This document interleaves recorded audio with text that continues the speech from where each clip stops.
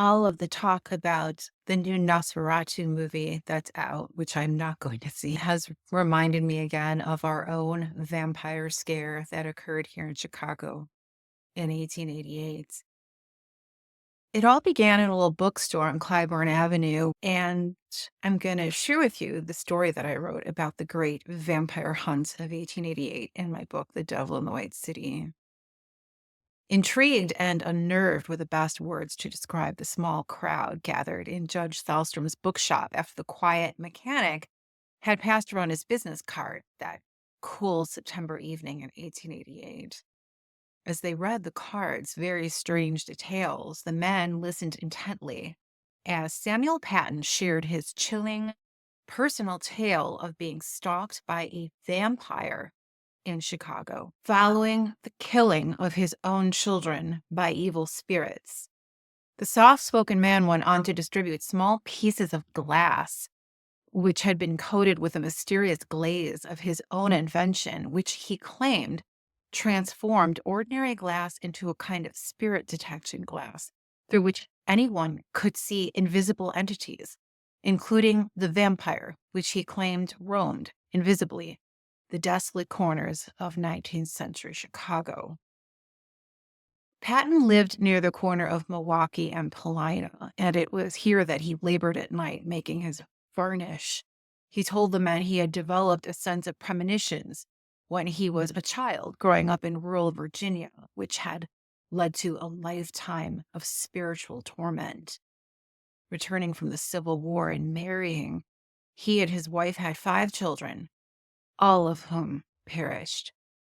These included the most recent of the dead, Willie, just 5 years old, who reportedly came out of his grave a week after his burial, as Patton said, appearing to his loved ones, including his father. Like many of the time, Patton had sought solace by attending spiritualist seances, hoping to contact his dead children. He said, "I had no faith in the holy books. I wanted facts." In spirit photography and seance manifestation, he'd found these facts, he thought, and he continued to pursue more knowledge of the spirit world wherever he might search for it. One night, in his Paulina Street cottage, the spirit world, he said, came looking for him. He recalled, "I felt a swinging sensation on my forehead. The letter W was imprinted there as if with a needle. The name Willie Patton was then formed, in about the style of letters that my son Willie had learned to make before he died. After that, the spirits wrote messages on my forehead every night. I understood that the spirits had killed Willie and had tortured my other children." Patton said that after a time, he found that these spirit visitors were made of cones and bubbles, as he described them. One of the entities would sing as it wrote on the man's forehead, which he tried to protect at night with a thick silk covering, but to no avail.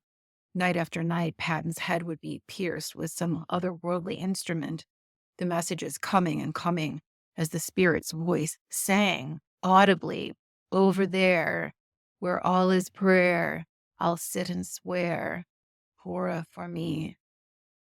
After so much of this torment, Patton said, "They put a vampire on me." The vampire, he said, took human form. It sucked at Patton's nostrils and mouth and followed him when he visited the graves of his children. His forehead, he claimed, began to excrete a poisonous substance, causing havoc in the lives of all who touched it. Some who did so had even committed murder, claimed Patton. Patton's glass varnish became a reported sensation in Chicago, with many of the people of Lakeview purchasing so as to be aware of vampires who might be stalking nearby.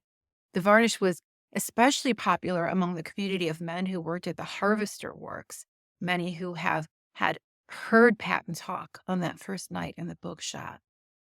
When they went out at night, they told their wives upon return of their colleagues' efforts to see Patton's vampire, unease reigned among believers, but Patton told them they could protect themselves by sleeping feet to feet with other members of their household. as he had met some vampires who sucked blood and energy out of the souls of victims' feet.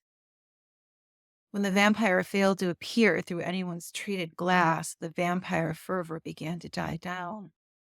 It returned, however, with a vengeance. 2 months later, in November, Klaas Larsen went missing, failing to return home one night. The local barkeep told his wife he'd been there the night before, but had been despondent, as if in fear of some impending doom. Neighbors, filled with trepidation, immediately wondered if the Lakeview vampire had gotten the beleaguered man, suggesting also that the new houses being built in the area were doomed to be plagued by the vampire and by ghosts. This time, the newspapers were less gentle, sparing no expense in the mockery of the local fears. The Tribune wrote that the Lakeview Historical Society was conducting interviews with locals for a paper on vampires and runaway husbands, among other jabs. Larsen's wife and a good number of neighbors were not so flippant. After a long night of fretting, Mrs. Larsen went to police to report that her husband had been accosted by a vampire. When police did little to respond rather than to take a report, it was said that a local group of boys, none of them older than 10, had banded together to find and destroy the creature. Calling themselves the Vampire Hunters, they trekked through Lincoln Park all day Sunday, searching the city cemetery for the casket of a slumbering ghoul, egged on by their leaders' tales of St. George and the Dragon. Nightfall had brought no capture, and Mrs. Larsen had nearly given up hope. Then, with a creak of the door, her husband appeared on the step of their Otto Street home, hat in his hands and apologetic for his absence. After his wife's tearful tale of the great vampire hunt to save him from destruction, her husband confessed that he had merely been out drinking all night and had passed out and slept off the bender all day. While no one but Samuel Patton ever saw the Lakeview vampire, whose reputation briefly terrorized the people of Chicago, this would not be the last time that a group of children would form a vampire hunting posse. Years later, in Glasgow, a vampire frenzy would break out, causing nearly 100 children to converge on a local cemetery armed with rocks and sticks, searching for a vampire with iron teeth who had reportedly strangled and eaten 2 little boys. As the Boston Globe reported, swarms of grimy-faced urchins scaled the walls around the cemetery in the Gorbals slum area. A group of children, slowly growing into a crowd of hundreds, pushed through the streets to the cemetery to, quote, kill the vampire. Once there, they poured over grave mounds in a yelling, excited throng. Police were called in to clear the cemetery, but bands of youngsters still roamed outside the walls, hunting for the vampire that would never be found.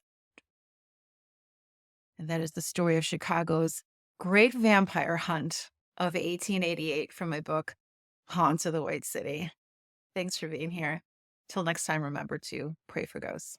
I'm Ursula Bielski.